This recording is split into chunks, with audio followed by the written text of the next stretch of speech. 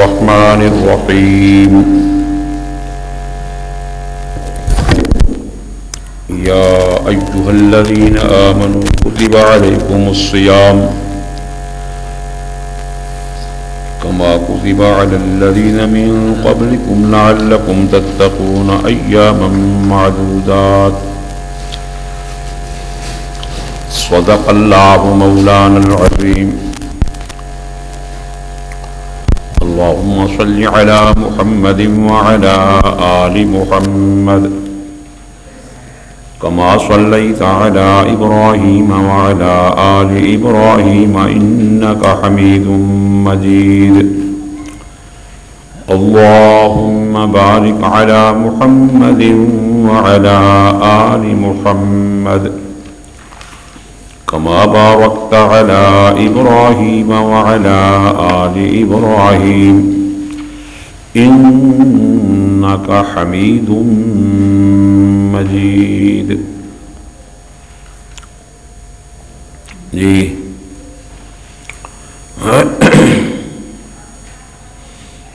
حضرت مولانا حسین علی صاحب رحمۃ اللہ علیہ ان کی طرز کے موافق جی یہ دورہ خلاصۃ القرآن شروع ہے بروایت مولانا غلام اللہ خان صاحب رحمۃ اللہ علیہ. حضرت صاحب نے قرآن مجید سمجھنے کے واسطے چند اصطلاحات وضع کی. پہلی اصطلاح دعوی صورت یا موضوع صورت، دوسری اصطلاح دلیل، پھر دلیل کی قسمیں عقلی نقلی وحی، تیسری اصطلاح تنویر دعویٰ، اور چوتھی اصطلاح تخویف ڈراوا، پانچویں اصطلاح بشارت یا تبشیر خوشخبری، اور چھٹی اصطلاح شکوہ. مشرکین کی شکایت بیان کرتے ہیں اللہ کریم کہ مانتے نہیں، الٹا گندے گندے مطالبے پیش کرتے ہیں. اور ساتویں اصطلاح زجر ڈانٹ، نامعقول حرکات کرتے ہیں اللہ کریم ان کو ڈانٹ دیتے ہیں. کبھی کبھی انبیاء علیہ السلام کو خلاف اولا کام پر تنبیہ فرماتے ہیں. جی آٹھویں اصطلاح تسلی، منکرین دعویٰ کی طرف سے دعویٰ بیان کرنے والوں کو کچھ تکلیف پہنچ جاتی ہے جی جسمانی روحانی تکلیف، تو پھر اللہ تعالیٰ ان کو تسلی دیتے ہیں. جی نویں اصطلاح امور مصلحہ، امور مصلحہ ایسے امور جو نفس کی اصلاح کرنے والے ہیں، اور وہ تین ہیں: روزہ، نماز، حج عمرہ. اچھا، اللہ کریم نے قرآن مجید کے اندر امور انتظامیہ بیان فرمائے ہیں، وہ امور جن سے ملک کا انتظام، گھریلو انتظام، بستی شہر کا انتظام صحیح رہے، کوئی نزاع کوئی جھگڑا نہ ہو. جیسے قصاص کا مسئلہ، وصیت کا مسئلہ، پرایا مال نہ کھاؤ، نکاح طلاق کے مسئلے، عدت کے دودھ پلانے کے مسائل وغیرہ وغیرہ، یہ امور انتظامیہ ہیں. ان پر عمل کرنے سے ملکی انتظام، صوبے کا انتظام، ضلع کا انتظام، جی گھریلو انتظام ٹھیک رہتا ہے، کوئی جھگڑا کوئی نزاع وغیرہ نہیں ہوتا. تو ایسے امور کو امور انتظامیہ کہتے ہیں. یہ بھی اللہ پاک نے بیان فرمائے قرآن پاک کے اندر. لیکن ان امور انتظامیہ پر عمل کرنا ذرا مشکل ہوتا ہے، تو نفس کی اصلاح کے واسطے اللہ تعالیٰ نے امور مصلحہ نازل فرمائے، جو نفس کی اصلاح کرتے ہیں۔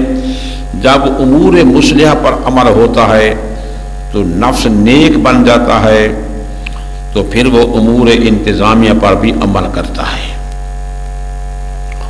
تو وہ امور مصلحہ جو ہیں، جیسے روزہ ہو گیا، نماز ہو گئی، حج ہو گئے، بظاہر امور مصلحہ کا ربط ما قبل کے ساتھ نظر نہیں آتا، ظاہری جوڑ، ظاہری تعلق نظر نہیں آتا، لیکن معنوی ربط اور جوڑ اور تعلق ضرور ہوتا ہے۔ تو اس کو کہتے ہیں امور مصلحہ۔ مثال کے طور پر دیکھیں، دوسرا پارہ نکالیں۔ پہلے اللہ تعالیٰ نے دو امر انتظامی بیان فرمائے۔ اعوذ باللہ من الشیطان الرجیم، بسم اللہ الرحمن الرحیم۔ یا ایہا الذین آمنوا کتب علیکم القصاص فی القتلى۔ سفر ضائع ہو گیا۔ دوسرا پارہ، 5واں رکوع، صفحہ نمبر 38، آیت نمبر 178 جی۔ دیکھو جی، اس آیت کے اندر اللہ تعالیٰ نے مسئلہ قصاص نازل فرمایا، بیان فرمایا کہ اے مومنو، تمہارے اوپر قصاص فرض کیا گیا ہے، بدلہ لینا مقتولین کے حق میں، کہ اگر کوئی شخص چاہے مرد ہے یا عورت ہے، آزاد ہے یا غلام ہے، کسی دوسرے کو قتل کرے گا تو اس مقتول کا بدلہ اس سے قتل کیا جائے گا، قصاص لیا جائے گا۔ تو یہ مسئلہ قصاص ہے، یہ حکم نازل فرما کے تو مسلمانوں کی جان کی حفاظت کی گئی ہے، کہ جب سنیں گے کہ جس نے قتل کیا وہ بھی قتل کیا جائے گا بدلے میں، تو پھر قتل کوئی نہیں کرے گا۔ اس کے بعد دوسرا مسئلہ، مسئلہ وصیت۔ کتب علیکم اذا حضر احدکم الموت ان ترک خیرا الوصیۃ للوالدین والاقربین بالمعروف۔ فرض کی گئی تمہارے اوپر وصیت، ہاں، جس وقت ایک تمہارے کو موت کا وقت حاضر ہو جائے اور مال ترکہ چھوڑ رہا ہے، تو وصیت کر دے اپنے والدین کو، قریبی رشتہ داروں کو، میرے مال کو شریعت کے مطابق تقسیم کرنا۔ تو یہ مسئلہ ہے وصیت، اس سے مال کی حفاظت ہے۔ مسئلہ قصاص سے جان کی حفاظت، مسئلہ وصیت سے مال کی حفاظت۔ یہ دو حکم جو ہیں، یہ دو امر انتظامی ہیں کہ جب لوگوں کی جان بھی محفوظ ہو جائے، جو لوگوں کا مال بھی محفوظ ہو، تو پھر کوئی دشمنی، کوئی جھگڑا وغیرہ پیدا نہیں ہوگا، کوئی نزاع نہیں ہوگا۔ لیکن یہ دونوں امر انتظامی مشکل ہیں، قصاص والا مسئلہ بھی اور وصیت والا۔ تو ان پر عمل کرنے کے واسطے اللہ تعالیٰ نے نفس کی اصلاح کے واسطے حکم دیا، یا ایہا الذین آمنوا کتب علیکم الصیام، اے مومنو، فرض کیا گیا تمہارے اوپر روزہ رکھنا، کما کتب علی الذین من قبلکم، جیسا کہ فرض کیا گیا اوپر ان لوگوں کے تم سے پہلے گزر گئے، لعلکم تتقون، تاکہ تم متقی اور پرہیزگار بن جاؤ، ایاما معدودات، چند دن گنتی کے۔ اب روزے کا حکم ہو گیا، تو روزہ جو صحیح معنی روزہ رکھتا ہے تو اس کے نفس کی اصلاح ہو جاتی ہے، کہ پورا مہینہ رمضان شریف کا مشق ہو جاتی ہے کہ انسان حلال کے کھانے کے قریب نہیں جاتا، حلال کے پینے کی چیز کے قریب نہیں جاتا، حلال کی بیوی کے قریب نہیں جاتا، تو اس کا نفس جو ہے وہ نیک بن جاتا ہے۔ پھر وہ پرائے مال کے قریب بھی نہیں جائے گا، پرائی جان کے قریب بھی نہیں جائے گا، پرائی عزت کے قریب بھی نہیں جائے گا، نفس کی اصلاح ہو جائے گی۔ تو اب دیکھو نا، پیچھے دو امر انتظامی تھے، مسئلہ قصاص اور مسئلہ وصیت، اور اب حکم اگر روزہ رکھو۔ اب روزے کا کیا تعلق اور کیا جوڑ مسئلہ قصاص کے ساتھ اور مسئلہ وصیت کے ساتھ؟ تو بظاہر کوئی ربط معلوم نہیں ہوتا، لیکن میں دعا کرتا ہوں کہ اللہ تعالیٰ کروڑ رحمت نازل فرمائے مولانا حسین علی صاحب کی روح پاک پر اور شیخ القرآن کی روح پاک پر، کہ انہیں ہمارے واسطے بالکل نرم حلوہ بنا دیا۔ فرمایا وہ دو امر انتظامی تھے، یہ امر مصلح ہے، یہ امر مصلح ہے، نفس کی اصلاح کرنے والا۔ جب نفس کی اصلاح ہو جائے گی تو نفس کے اندر استعداد اور قابلیت پیدا ہو جائے گی، وہ ان دونوں امور انتظامیہ پر عمل کرے گا۔ ماشاء اللہ لا قوت الا۔ اب دوسرا مقام دیکھیں، آگے چلیں اگلے رکوع میں، اس کے اندر جہاد اور انفاق کا مسئلہ آ گیا۔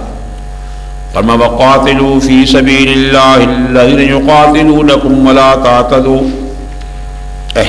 وقاتلوا فی سبیل اللہ الذین یقاتلونکم ولا تعتدوا ان اللہ لا يحب المعتدین۔ صفحہ 42 آیت نمبر 190 آیت دیکھو جی۔ وقاتلوا لڑائی کرو تم، فی سبیل اللہ اللہ کے راستے میں،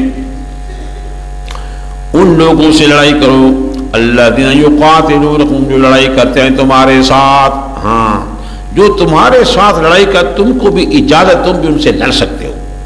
اللہ اکبر، یہ حکم آ گیا جہاد کا، قتال فی سبیل اللہ، جہاد فی سبیل اللہ کا حکم آ گیا۔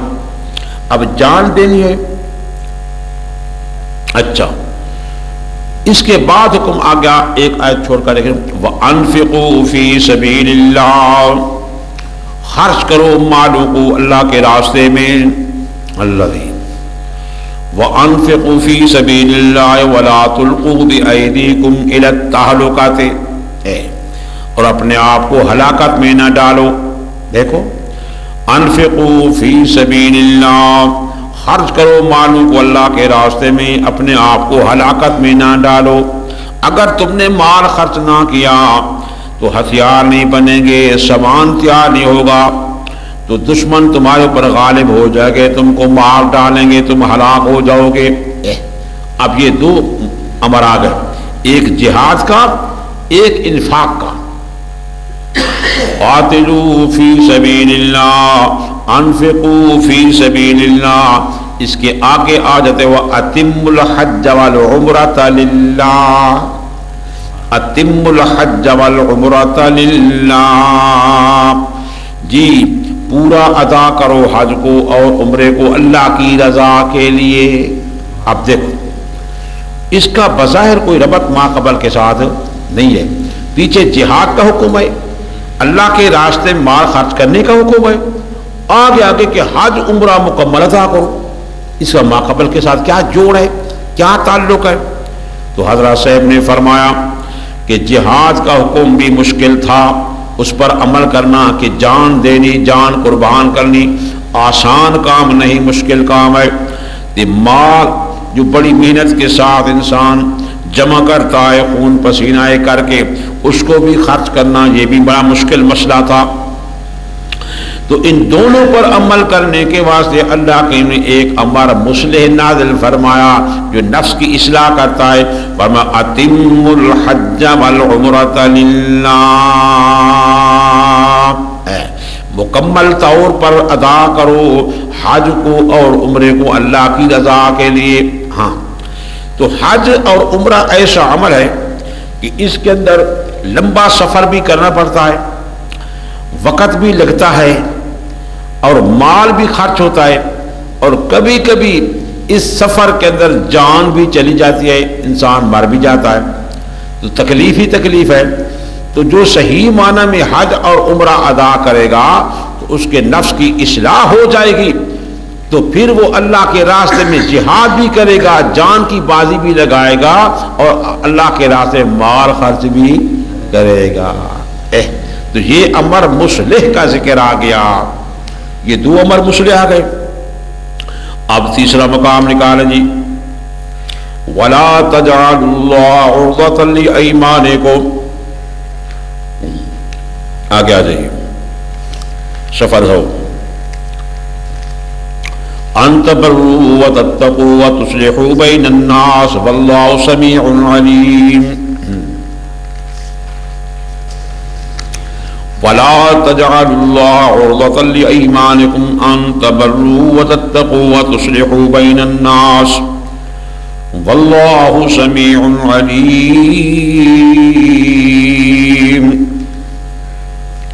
ملے يَسْأَلُونَكَ عَنِ الْمَحِيضِ رکھوئے نا، صفحہ نمبر 50 آیت نمبر جی 224، دیکھو جی، اب دیکھو جی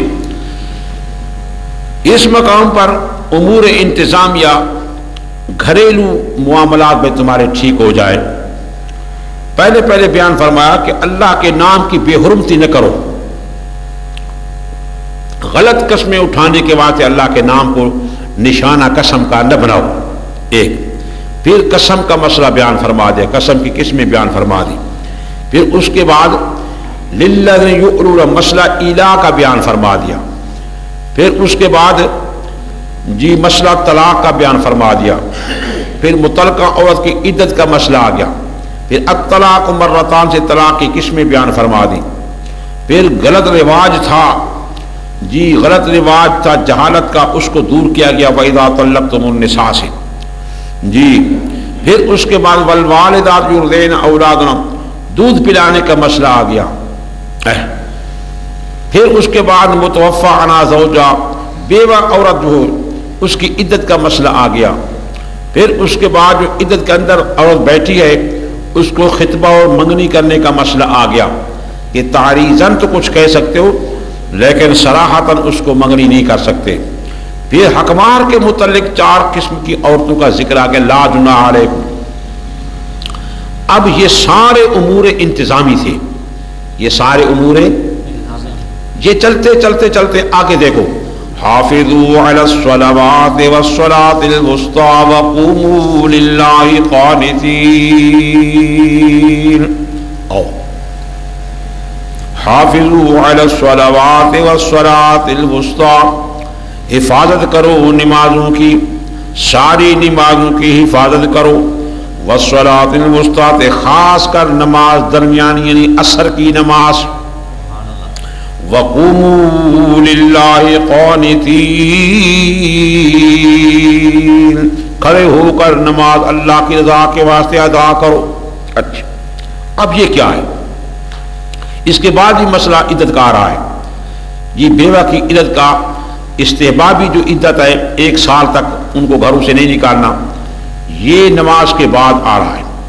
اب پہلے دیکھو سارے امور انتظامی ہیں، بعد میں امر انتظامی، درمیان میں آ گیا حافظوا علی الصلوات، نمازوں کی حفاظت کرو، با جماعت نماز پڑھو، وقت پر نماز پڑھو، یہ کیا ہے؟ تو یہاں شیعہ آ گئے تو شیعہ کہنے لگے جی یہ تحریف قرآن ہے، قرآن کو تبدیل کا یہ مقام کو نماز کا تو نہیں ہے، یہ تو امور انتظامیہ بیان ہو۔ تو حضرت صاحب کی روح پر اللہ کروڑہ رحمت نازل فرمائے، فرمایا نہیں کوئی تحریف نہیں ہے، اللہ نے ٹھیک فرمایا ہے، پہلے امور انتظامیہ تھے ان پر عمل کرنا نفس کے واسطے ذرا مشکل تھا، اب آ گیا امر مصلح نفس کی اصلاح کرنے والا کہ جو صحیح معنی میں نماز کو حفاظت کرے گا، صحیح معنی میں نماز روح والی نماز پڑھے گا تو اس کا نفس جو ہے نیک ہو جائے گا، اس قابل ہو جائے گا کہ وہ امور انتظامیہ پر عمل کر سکے گا۔ تو ماقبل امور انتظامیہ کا ذکر تھا جس سے گھریلو انتظام ٹھیک رہ جائے، میاں بیوی کا جھگڑا نہ ہو، فساد نہ ہو، اور یہ امر مصلح کا ذکر ہے، اور سمجھ آ گئی نہیں؟ تو یہ 3 مقام آپ نے دیکھ لیے کہ 3 مقامات پر امر مصلح کا ذکر آیا، روزے کا ذکر آیا، حج عمرے کا ذکر آیا اور نماز کا ذکر، یہ تینوں امور مصلحہ ہیں، وہ سمجھ آ گئے؟ دیکھو اب میں ربط لگاتا ہوں، جب ان تین امور پر عمل ہوگا تو نفس کی اصلاح ہو جائے گی. نماز بھی نفس کی اصلاح کے لیے، روزہ بھی نفس کی اصلاح کے لیے، حج عمرہ بھی نفس کی اصلاح کے لیے، نفس کو نیک بنانے کے لیے. جب نفس کی اصلاح ہو جائے گی تو پھر وہ امور انتظامیہ پر عمل کرے گا. تو ان کا گھریلو جھگڑا بھی نہیں ہوئے گا. جب گھریلو جھگڑا نہیں ہوگا تو پھر شہر کا جھگڑا بھی نہ ہوگا، ضلع کا جھگڑا بھی نہ ہوگا. اس واسطے بھی اللہ پاک نے امور انتظامیہ بیان فرما دیے کہ ساس کا مسئلہ، وصیت کا مسئلہ، پرایا مال نہ کھاؤ. اچھا، جب امور انتظامیہ پر عمل ہو جائے گا تو جماعت مسلمانوں کی منظم ہو جائے گی، متحد ہو جائیں گے، متفق ہو جائیں گے، ایک جان کی طرف بن جائے. جب ایک جان کی طرف مسلمان متحد ہو جائیں گے تو پھر ایک صف بن جائے گی. تو ساری جماعت مسلمانوں کی منظم ہو کر کے اللہ کے راستے میں جہاد کرے گی. اللہ کے راستے میں جہاد بھی کریں گے اور مال بھی خرچ کریں گے. جب جہاد کریں گے تو مشرکین کا خاتمہ ہوگا، شرک کا خاتمہ ہوگا، غلبہ شرک کا خاتمہ ہو جائے گا. تو پھر بچ جائے گا لا الہ الا اللہ، لا الہ الا اللہ. تو جہاد ہے اعلاء کلمۃ اللہ کے لیے، اللہ کی کلمہ توحید کو بلند کرنے کے لیے. تو مقصود ساری شریعت کا کیا نکلا؟ لا الہ الا اللہ. اور سمجھ آ گئی؟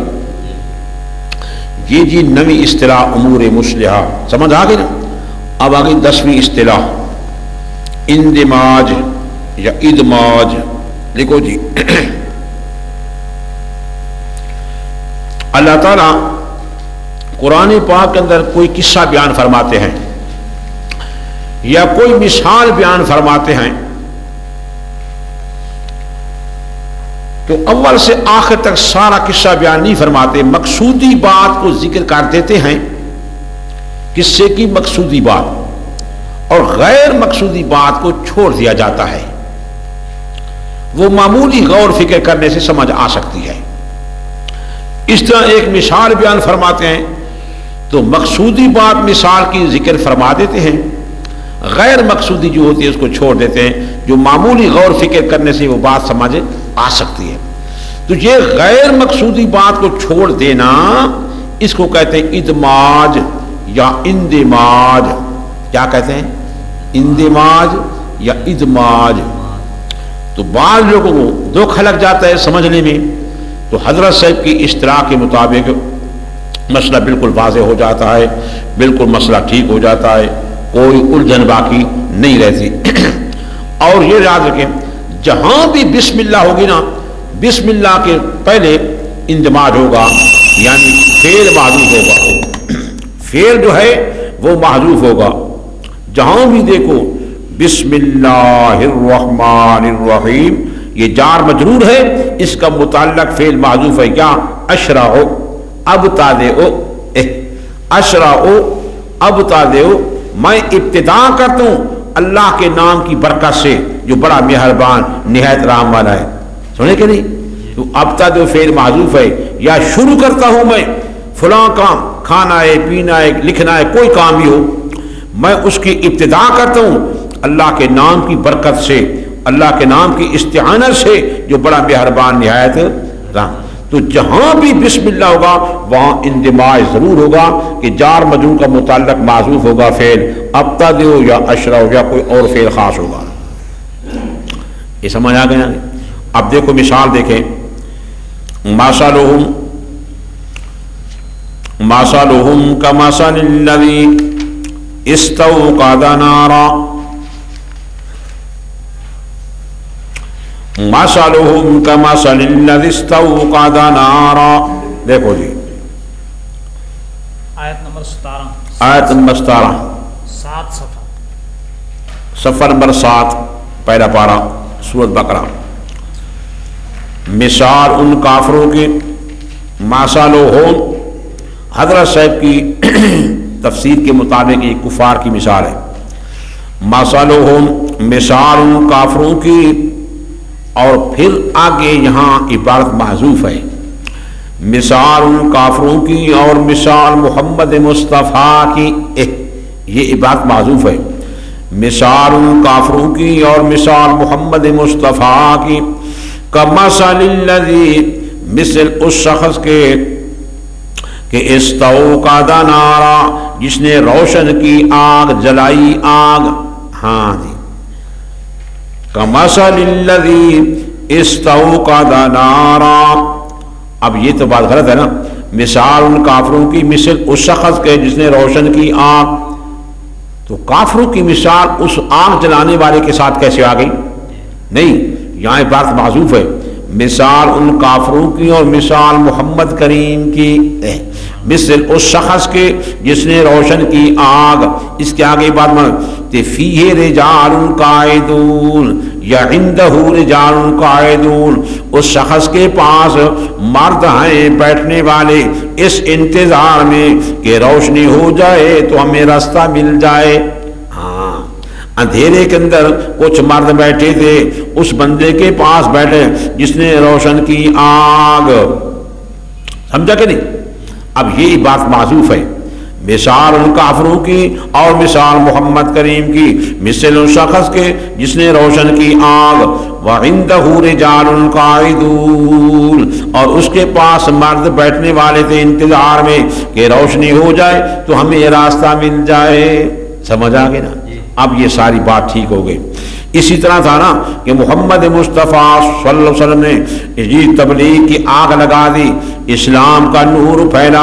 اس وقت کفار و مشرکین آپ کے آس پاس موجود ہیں. حق تو یہ تھا کہ اس روشنی سے فائدہ حاصل کرتے، قرآن پڑھتے، نبی کی نبوت کو مانتے، مسئلہ توحید کا مانتے تو نور میں آ جاتے. لیکن ان لوگوں نے یہ کوئی فائدہ حاصل نہیں کیا. فلما اضاءت ما حولہ، جب روشن کر دیا آگے ماحول اس مرد کا، جب روشنی پھیل گئی، چاندنی ہو گئی، تو یہاں بھی بات معذوف ہے. ان لوگوں نے راستہ حاصل نہ کیا، روشنی سے فائدہ حاصل نہ کیا، تو پھر اس نے آگ بجھا دی. جب پیغمبر علیہ السلام نے قرآن کی روشنی پھیلائی تو تبلیغ کی روشنی پھیلائی، آگ جلائی، تو لوگوں کے سامنے روشنی تو ہو گئی، لیکن ان لوگوں نے قرآن کو نہیں مانا، توحید کو نہیں مانا، پیغمبر علیہ السلام کو نہیں مانا. تو ذہب اللہ بنورہم، لے گیا اللہ کے ان کا نور، ان کی استعداد کو بھی ختم کر دیا، مہر جبار لگا دی. وَتَرَكَهُمْ فِي ظُلُمَاتٍ، تے چھوڑ دیا ان کو اندھیروں میں، لَا يُبْصِرُونَ، نہیں دیکھ سکتے. یہ کافر بھی اسی طرح ہے، جس طرح اس شخص نے آگ جلانے والے آگ کو بجھا دیا تو سب اندھیرے میں رہ گئے، اسی طرح یہ کافر بھی اندھیرے میں رہ گئے. سُمٌّ بُكْمٌ عُمْيٌ فَهُمْ لَا يَرْجِعُونَ. تو اس کو کہتے ہیں جی اندماج. اب 16 پارہ نکالیں سورۃ مریم، وہاں ایک قصہ بیان ہو رہا ہے.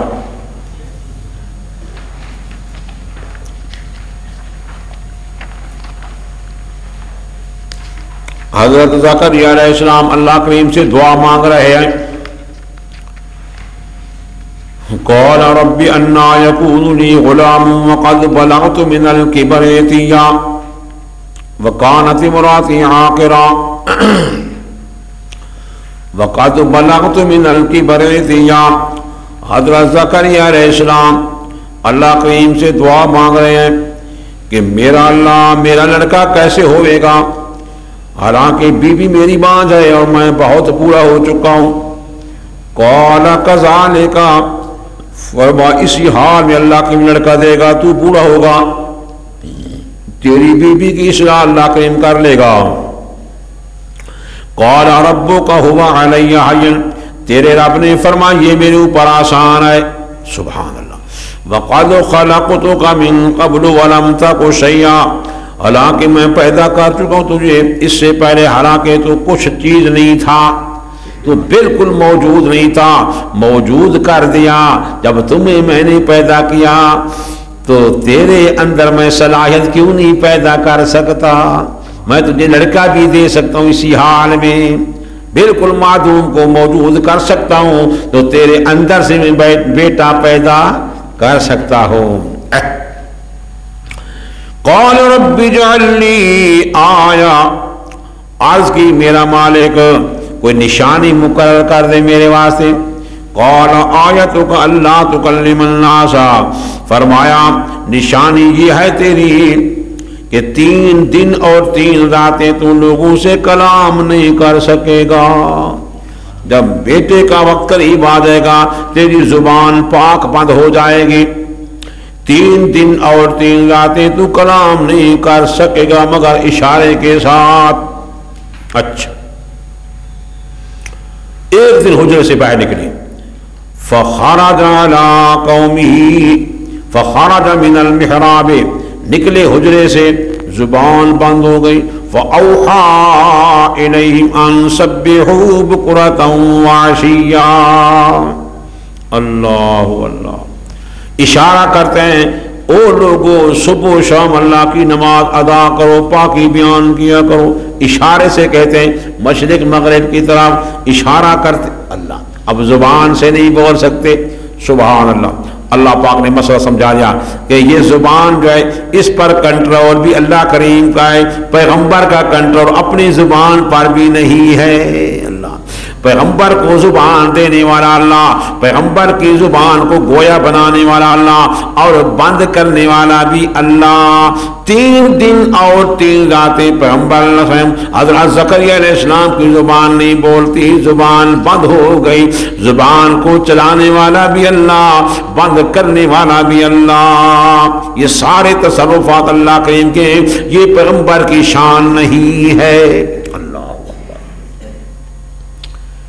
اچھا، ابھی تک تو نشانیاں مانگ رہے تھے، بس سمجھ آ رہی ہے نا. اچھا آگے دیکھو نا، آگے کیا ہے؟ یا یحییٰ خذ الکتاب بقوہ، یا یحییٰ خذ الکتاب بقوہ. پیچھے تو نشانیاں مانگ رہے تھے، پھر وہ وقت آ گیا اشارہ کر رہے ہیں. آگے آ گیا یا یحییٰ خذ الکتاب بقوہ، اے یحییٰ پکڑ تو کتاب کو قوت کے ساتھ. اب یہ کیا ہے؟ ابھی تو بیٹا آیا بھی نہیں، تو اب خدا پاک کہتے ہیں اے یحییٰ، بیٹا بھی پیدا بھی نہیں ہوا، تو اب اللہ کہتے ہیں یا یحییٰ خذ الکتاب بقوہ. تو ماقبل کے ساتھ کیسا رابط ہوگا، کیسا جوڑ ہوگا؟ تو یہاں حضرت سے فرماتے ہیں اندماج ہے. کیا ہے؟ القصہ. کیا کہیں گے؟ القصہ مختصر، اس طرح کہیں گے القصہ کہ یحییٰ علیہ السلام پیدا ہو گیا، چھوٹا بچہ تھا جی، چلتے چلتے بڑا ہو گیا، سمجھدار ہو گیا، اللہ نے نبوت عطا فرمائی. اب حکم یا یحییٰ خذ الکتاب بقوہ. سمجھ آ رہی ہے؟ ہاں یہ ہے اندماج. یہ ساری بات معروف ہے. القصہ، حضرت یحییٰ علیہ السلام پیدا ہو گئے، چھوٹے بچے تھے، بڑے ہوتے ہوتے ہوتے اتنے بڑے سمجھدار ہو گئے، اللہ پاک نے نبوت عطا فرمائی اور حکم یا یحییٰ خذ الکتاب. اگر یہ اندماج والی بات نہ کرو تو ما قبل کے ساتھ اس کا ربط لگتا نہیں ہے. کیوں؟ پیچھے تو نشانیاں مانگ رہے تھے، پھر وہ وقت آ گیا اشارہ کر رہے ہیں، زبان بند ہو گئی. آ گیا کہ یا یحییٰ خذ الکتاب، آئے یحییٰ پکڑ تو کہ یحییٰ تو آیا بھی نہیں، پیدا بھی نہیں ہوا، تو یا یحییٰ کیسے آ گیا؟ تو جواب دیں گے کہ یہاں اندماج ہے، یہاں ادماج ہے. کیا؟ القصہ، وہ وقت آ گیا کہ یحییٰ علیہ السلام پیدا ہو گیا، زکریا علیہ السلام کا بیٹا پیدا ہو گیا، چھوٹا بچہ، پھر بڑے ہوتے ہوتے جوانی کو پہنچا جی، تو اللہ پاک نے نبوت عطا فرمائی اور حکم دیا یا یحییٰ خذ الکتاب. یہاں کیا ہے؟ اندماج. یہاں کیا ہے جی؟ ادماج. یہ کتنے اصطلاح ہوگی؟ 10 اصطلاح. آگے جی 11ویں اصطلاح ادخال الہی. ادخال الہی. کبھی قرآن مجید میں ایک قصہ بیان ہو رہا ہے، اس قصے کے بیان کے اندر چلتے چلتے اللہ تعالیٰ اپنی بات کو داخل کر دیتے ہیں، اپنی کلام کو داخل کر دیتے. ماقبل کے ساتھ اس کا ربط نہیں لگتا. ماقبل تو اور قصہ بیان ہو رہا تھا، درمیان میں اللہ تعالیٰ نے اپنی کلام داخل کر دی تو بظاہر اس کا جوڑ ماقبل کے ساتھ نہیں لگتا، ربط نہیں لگتا، لیکن اس کا ربط معنوی ہوتا ہے، اس کا فائدہ ضرور. تو اس کو کہتے ہیں ادخال الہی. کیا کہتے ہیں؟ ادخال الہی. اب دیکھو جی تیسرا پا نکالیں. ابراہیم علیہ السلام کا مناظرہ ہو رہا تھا نمروز کے ساتھ.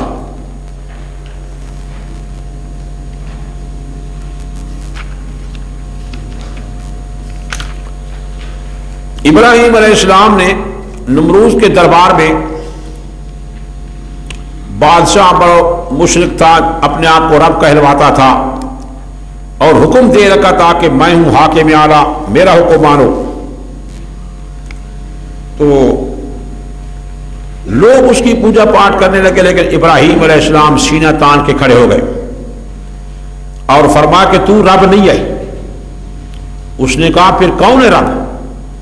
تو ابراہیم علیہ السلام نے فرمایا ربی الذی یحیی و یمیت، رب میرا وہ ذات ہے جو زندگی دیتا ہے اور موت دیتا ہے.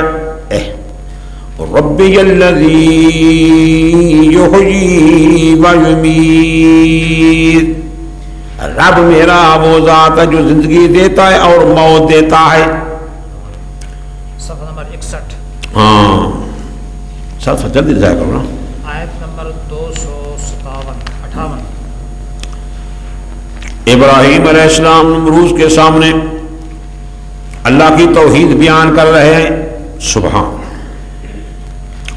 ابراہیم علیہ السلام نے فرمایا ربی الذی یحیی و یمیت، رب میرا وہ ذات ہے جو زندگی دیتا ہے اور موت دیتا ہے.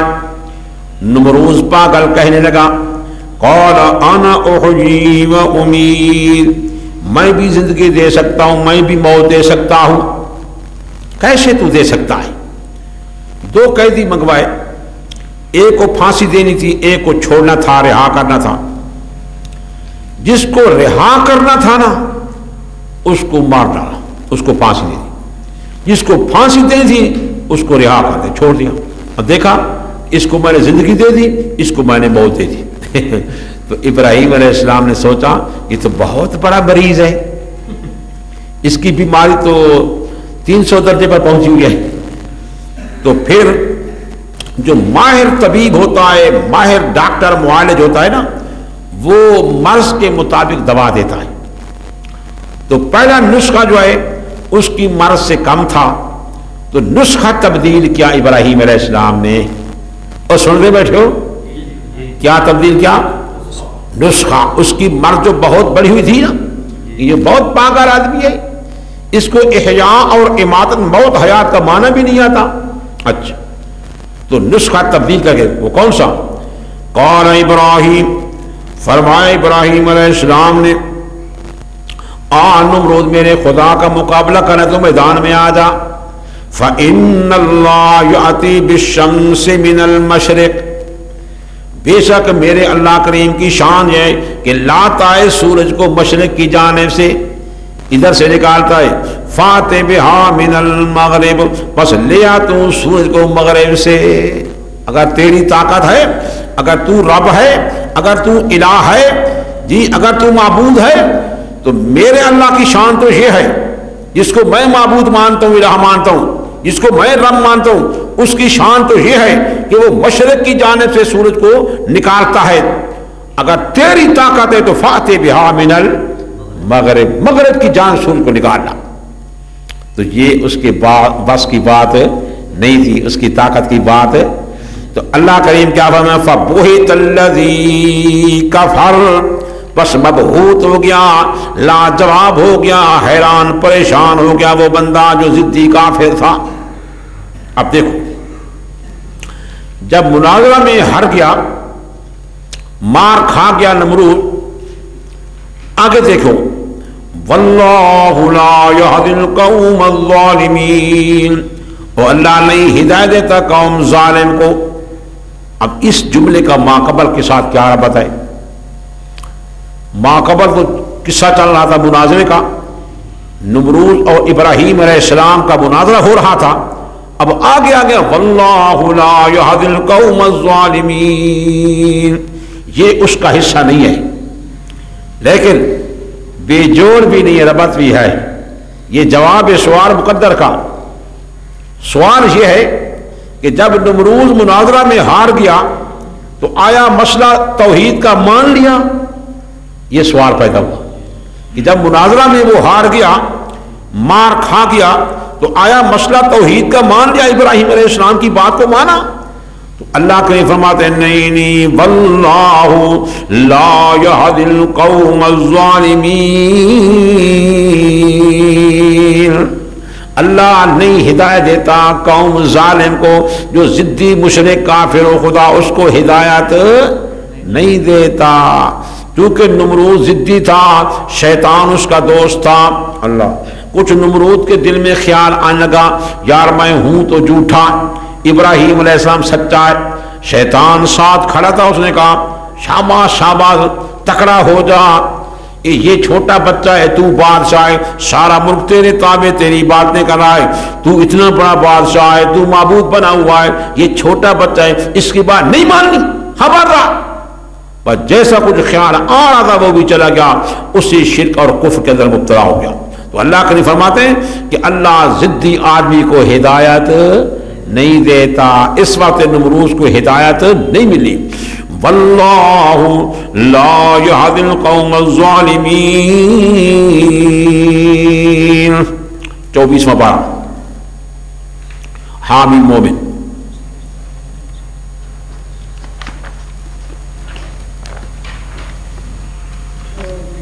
اللہ اکبر.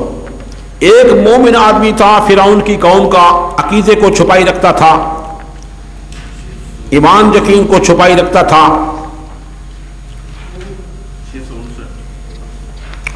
وقال رجل مؤمن من آل فرعون یکتم ایمانہ.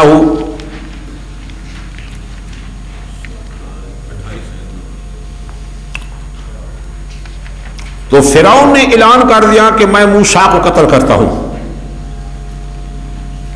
اسمبلی نے بل پاس کر دیا. ٹھیک ہے جی، 659 صفحہ جی، آیت نمبر 28 جی، آیت نمبر 28 دیکھو. تو ایک رجل مومن تھا، فرعون کی قوم کا بندہ تھا، موسیٰ علیہ السلام کی تقریریں سن سن کے وہ اندر سے مباحث بن گیا تھا، مومن تھا، لیکن ظاہری طور پر وہ ظاہر نہیں ہوتا تھا کہ فرعون سے ڈرتا تھا، اس کے حواریوں سے ڈرتا تھا کہ مار نہ ڈالے. لیکن جب اس کو یہ خبر پہنچی کہ فرعون نے اسمبلی کے اندر اعلان کر دیا ہے کہ میں موسیٰ کو قتل کرتا ہوں، اب اس کو جوش آیا. اب اپنی جان کی پرواہ نہیں کی، سیدھا اسمبلی میں چلا گیا اور وہاں جا کر فرعون اور اس کے جو درباری تھے ان کو للکارا. سبحان، ان کی جی کوئی خوف نہیں، کوئی خطرہ نہیں. جو مومن آدمی وہ ڈرتا صرف اللہ سے اور کسی سے ڈرتا. دیکھو جی، وقال رجل مؤمن من آل فرعون، کہا ایک مرد مومن نے، سبحان اللہ، ایمان ہو تو ایسا ایمان جس ایمان کی اللہ پاک تعریف فرمائے جی. وقال رجل مؤمن من آل فرعون، تھا فرعون کی قوم میں سے، یکتم ایمانہ، چھپائی رکھتا تھا اپنے ایمان عقیدے کو، اندر سے ٹھیک تھا لیکن ڈرتا تھا ظاہری طور پر، اکیلا آدمی تھا. وہ اسمبلی میں چلا گیا، آج ڈر ختم ہو گیا. کیا کہتا ہے؟ اتقتلون رجلا ان یقول ربی اللہ. اتقتلون، او فرعون، او چمچے درباریوں، تمہیں شرم نہیں آتی؟ ہائے ہائے، تمہیں حیا نہیں آتی؟ قتل کرتے تم ایسے جوان مرد کو جو نعرہ لگا رہا ہے کہ ربی اللہ، رب میرا اللہ، مالک میرا اللہ، معبود میرا اللہ، حاکم اعلیٰ میرا اللہ۔ جو اللہ تعالیٰ کی توحید کا اعلان کرتے تم اس کو قتل کرتے ہو، تمہیں شرم نہیں آتی، خدا سے ڈر نہیں لگتا۔ اتقتلون رجلا ان یقول ربی اللہ وقد جاءکم بالبینات من ربکم، حالانکہ لایا تمہارے پاس صاف صاف دلیل تمہارے رب کی طرف سے۔ سبحان اللہ۔ وَإِن يَكُ كَاذِبًا فَعَلَيْهِ كَذِبُهُ وَإِن يَكُ صَادِقًا يُصِبْكُم بَعْضُ الَّذِي يَعِدُكُمْ، اگر یہ جھوٹا ہے تو اس کا وبال اس کے اوپر آئے گا، اگر یہ سچا ہے تو جس عذاب کی تم کو دھمکی دیتا ہے وہ عذاب تم کو ضرور ملے گا۔ آگے آگے ان اللہ لا یہدی من هو مسرف کذاب، یہ جملہ آ گیا۔ اب اس کا ماقبل کے ساتھ کیا تعلق ہے؟ ان اللہ لا یہدی من هو مسرف کذاب، بے شک اللہ کریم نہیں ہدایت دیتا اس بندے کو جو حد سے بڑھنے والا ہو، بڑا جھوٹا ہو۔ اب یہ ادخال الہی ہے، یہ ادخال، یہ جواب ہے سوال مقدر کا، سوال کا جواب ہے۔ سوال کیا ہے کہ آیا وہ رجل مومن جب تقریر کی فرعون کے سامنے اور وہ خاموش ہو گئے، چپ ہو گئے، آیا ان پر کچھ اثر بھی ہوا یا نہیں ہوا؟ فرعون اور اس کے درباریوں پر اس رجل مومن کی تقریر کا کوئی اثر بھی ہوا کہ نہ ہوا؟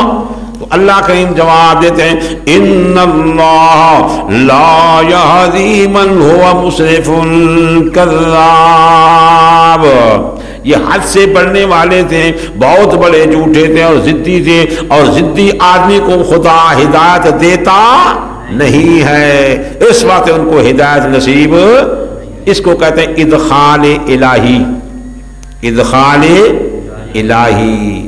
پیچھے پر واللہ لا یہدی القوم الظالمین، وہ بھی کیا تھا؟ ادخال الہی۔ یہ بھی کیا؟ ادخال ہوں سمجھ آ گئی کہ نہ آ گئی؟ بظاہر ماقبل کے ساتھ کوئی ربط نہیں، کوئی جوڑ نہیں، کوئی تعلق نہیں۔ جی کتنے اصطلاحات آ گئی؟ 11 ہو گئے۔ جی نویں اصطلاح کون سے؟ امور مصلحہ۔ 10ویں اصطلاح کیا تھی؟ اندماج۔ اور 11ویں اصطلاح کیا تھی؟ ادخال الہی۔ بس 3 اصطلاح، اس کو چھوڑ دیں جی۔ چلیے مسئلہ الہ۔ ہاں جی مسئلہ الہ، اس کے سمجھنے کے واسطے کتنے عنوان تھے؟ 6 عنوان تھے، وہ یاد کیا کرے نا۔ پہلا عنوان کون سا تھا؟ یعنی اللہ کی ذات کے وجود کے قائل تھے مشرکین مکہ۔ نمبر 2 ایک ذات کو اللہ کہہ دے۔ نمبر 3 اللہ کی صفات کے بھی قائل تھے۔ اچھا نمبر 4 اپنے ٹھاکر کو الہ کہتے تھے۔ نمبر 5 پیغمبر علیہ السلام کے ساتھ جھگڑا جو تھا، فتوے لگاتے تھے اسی مسئلہ الہ کی وجہ سے۔ نمبر 6 ہاں جتنے پیغمبر گزرے جنہوں نے مسئلہ توحید کا پیش کیا، ان کے ساتھ مشرک قوم میں جو جھگڑا کرتے اسی مسئلہ الہ۔ یہ 6 عنوان تھے۔ اچھا یہ 6 عنوان ثابت ہو گئے۔ آخری عنوان جو تھا وہ اجمالی طور پر ایک آیت میں نے پیش کی تھی، آپ اس کی ذرا تفصیل دیکھیے۔ سورۃ اعراف 8واں پارہ۔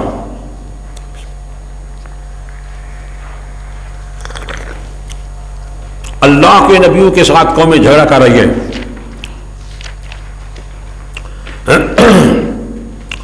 لقد ارسلنا نوحا الى قومه فقال يا قوم اعبدوا الله ما لكم من اله غيره اني اخاف عليكم عذاب يوم عظيم۔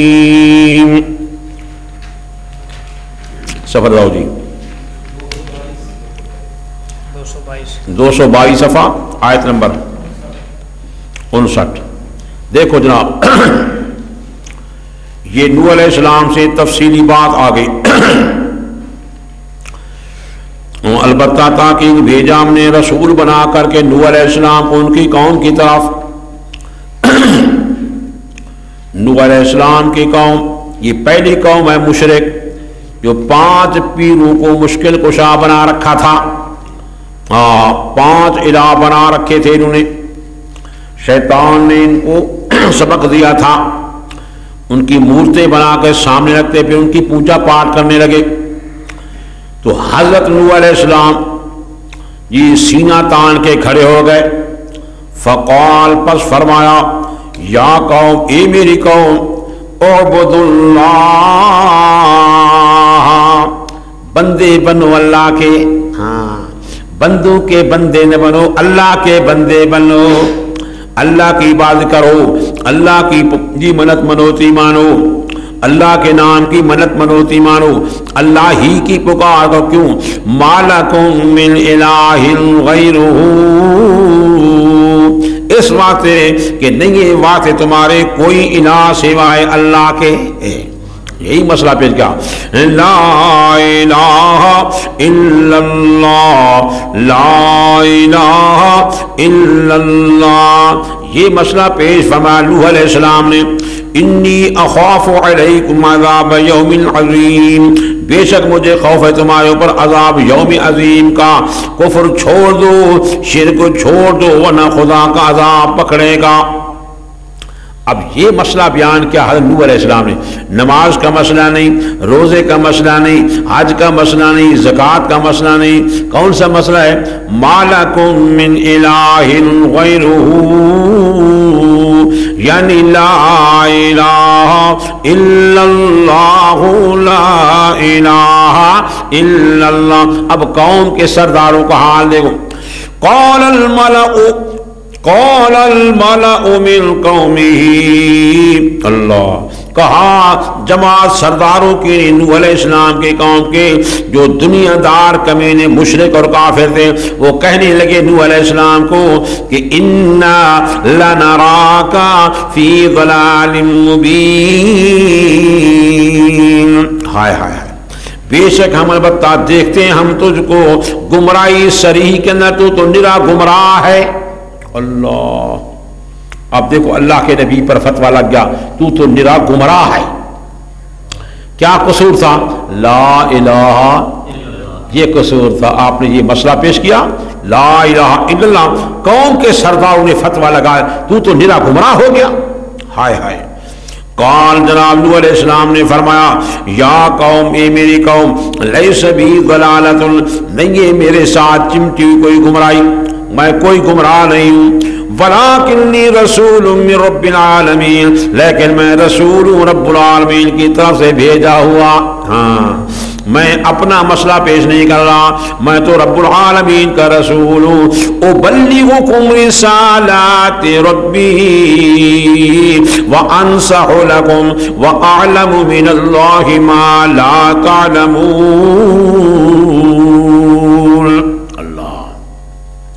ابلغکم پہنچاتا ہوں میں تم کو رسالات ربی اپنے رب کے رسالات پیغامات.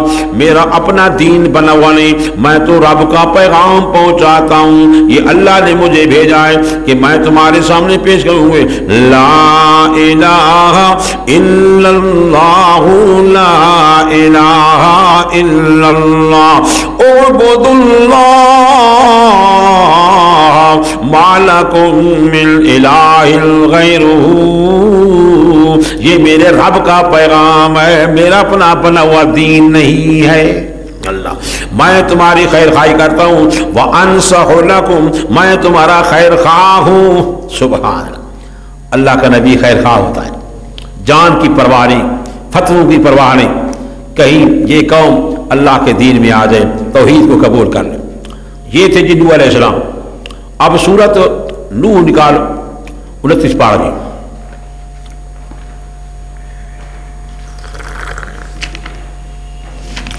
پتہ چلے کہ نوح علیہ السلام کے ساتھ جو جھگڑا تھا کس مسئلے میں تھا.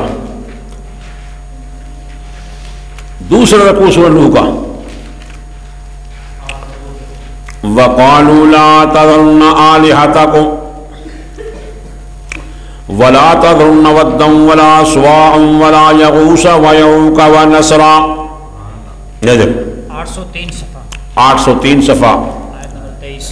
آیت نمبر 23 دیکھو جی۔ جب نوح علیہ السلام نے فرمایا کہ میں اللہ کا رسول ہوں، اللہ کا پیغام پہنچانے والا ہوں، تو پیغام کیا ہے؟ اعبد اللہ ما لکم من الہ غیرہ، یہ میرا پیغام ہے۔ تو اب قوم کے سرداروں کا حال دیکھو، وقالوا، کہا سرداروں نے، لا تذرن آلہتکم، آلہتکم، اور نوح کی بات ماننی نہیں، اپنے الہوں کو چھوڑنا نہیں، نوح کی بات ماننی نہیں، اپنے الہوں کو چھوڑنا نہیں، لا تذرن آلہتکم، ہرگز ہرگز نہ چھوڑنا اپنے الہوں کو۔ وہ کون سے الہ؟ یہ ولا تذرن ودن، حضرت ود کی پوجا پال نہیں چھوڑنی، ولا سواعن، حضرت سوا کی پوجا پال نہیں چھوڑنی، ولا یغوث، حضرت یغوث کی پوجا پال نہیں چھوڑنی، ویعوق، حضرت یعوق کی پوجا پال نہیں، ونسرا، حضرت نصر کی پوجا پال۔ ہمارے تو 5 الہ ہیں اللہ کے سوا۔ یہ کہتا ہے کہ اللہ ہی الہ ہے اور کوئی الہ نہیں، ہم یہ بات نہیں مانتے، ہم اپنے الہوں کو چھوڑتے نہیں۔ اللہ، جھگڑا کون سے مسئلے میں تھا؟ لا الہ الا اللہ۔ ہاں اچھا جی، آگے چلیے، سورۃ اعراف اگلا رکو۔ حضرت ہود علیہ السلام نے یہ مسئلہ پیش فرمایا، اب تفصیل آ رہی ہے نا۔ آیت نمبر 65، صفحہ نمبر 222۔ صفحہ نمبر 222، آیت نمبر 65۔ وَإِلَىٰ عَادٍ أَخَاهُمْ هُودًا، اور قوم عاد کی طرف ان کے بھائی ہود علیہ السلام کو رسول بنا کر کے بھیجا، وہ بھی مشرک قوم تھی۔ قال، جناب ہود علیہ السلام نے آواز فرمایا، یا قوم، اے میری قوم، اعبدوا اللہ، ہائے ہائے، بندے بنو اللہ کے، بندوں کے بندے نہ بنو، ہاں عبادت کرو اللہ کی، پکارو اللہ کو، اللہ کے نام کی منت منوتی مانو اور دو۔ کیوں جی؟ ما لکم من الہ غیرہ، نہیں ہے واسطے تمہارے کوئی الہ سوائے اللہ کے، یعنی لا الہ الا اللہ، لا الہ الا اللہ، افلا تتقون۔ یہ تو واسطہ ہود علیہ السلام کا۔ اب قوم کے سرداروں کا جواب سنو۔ قال الملأ الذين كفروا من قومه، جماعت سرداروں کی جو اس کی قوم کے کافر سردار تھے، دنیا دار کمینے، وہ کہنے لگے ہود علیہ السلام کو کہ انا لنراک فی صفاحت، بے شک ہم البتہ دیکھتے ہیں تجھ کو نری بے وقوفی میں، تو بے وقوف بن گیا، تو بے عقل بن گیا۔ ہائے ہائے ہائے، اور سنتے بیٹھے ہو اللہ کے نبی کو فتویٰ لگاتے ہیں بے وقوف ہونے کا۔ وَإِنَّا لَنَظُنُّكَ مِنَ الْكَاذِبِينَ، اور بے شک ہم البتہ گمان کریں تجھ کو جھوٹوں میں سے، تو جھوٹا ہے۔ اللہ کے سچے پیغمبر کو جھوٹا کہہ دیا، کیا قصور تھا بھائی؟ نماز کا مسئلہ نہیں، روزے کا مسئلہ نہیں، حج کا مسئلہ نہیں، زکوٰۃ کا مسئلہ نہیں، صدقے خیرات کا مسئلہ، کیا مسئلہ تھا؟ آپ نے یہی فرمایا کہ اعبدوا اللہ ما لکم